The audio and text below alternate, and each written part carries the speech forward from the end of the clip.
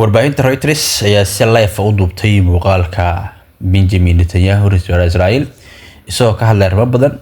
Waxaa uu sheegay ugu muhiimsan inay burburiyeen nidaamyadii Iran, inay burburiyeen barnaamijka gantaalada Iran ee diyaarsanaa, haddana ay u socdaan inay burburiyaan warshadaha lagu sameeyo hubka gantaalada Iran. Waxaa kale oo ka mid ah in madaxweyne Donald Trump ama wararka la sheegayo in Israa'iil dagaal ka riixaysa ay been tahay.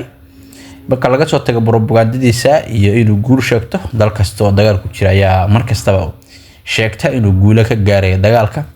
waxa uu sheegay in waxyaabo propagandada la wado oo ah inuu dhintay inuu sadhiman nool yahay. waxa kale oo sheegay inuu Iran burburin doono oo meesha ka saari doono. wuxuu sheegay Trump inuu asagu leeyahay go'aanka qaadashada. cidna qasbi karin. waan arki doonaa wixii dib ka soo baxa iyo wixii falanqeynta amniga ama qolooyinka sirdoonka iyo falanqeeyaasha ay soo saaraan.